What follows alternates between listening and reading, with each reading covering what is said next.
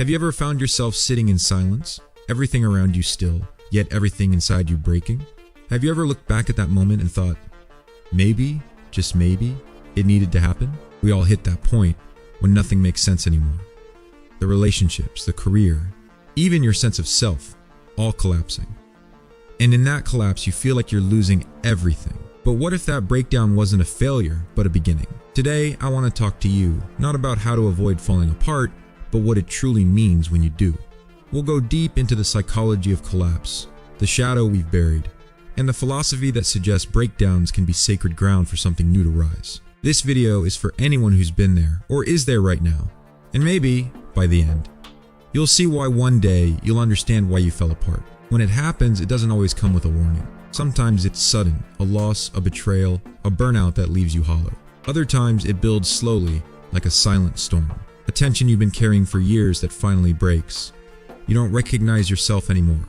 Tired in ways sleep doesn't fix. Everything feels distant. There's an ache inside, a kind of invisible mourning, and you don't even know what you're mourning. It's not just emotional. It's physical. Your chest feels heavy.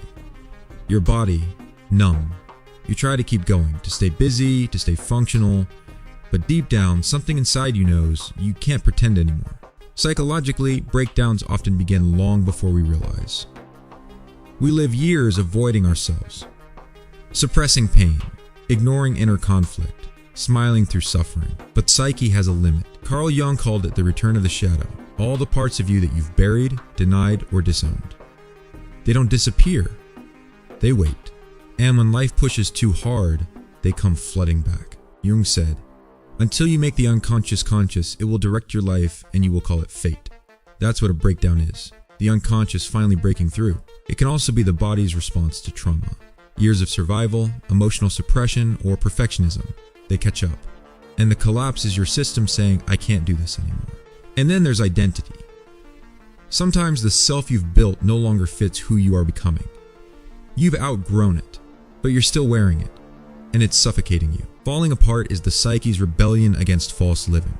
Let's go deeper, Nietzsche wrote.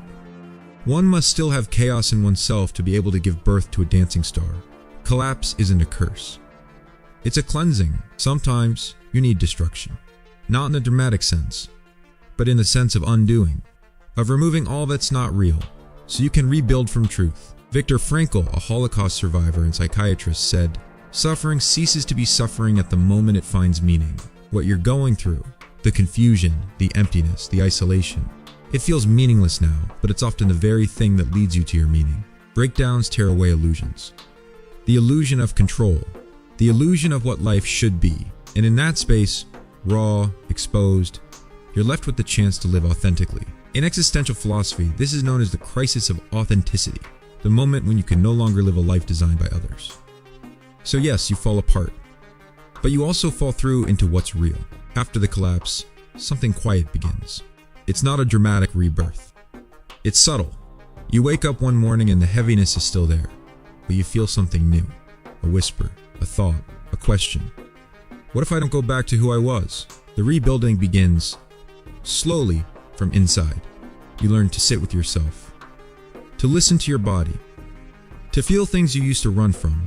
You stop striving to be okay and start being honest. And as you integrate what happened, you begin to realize you didn't lose yourself.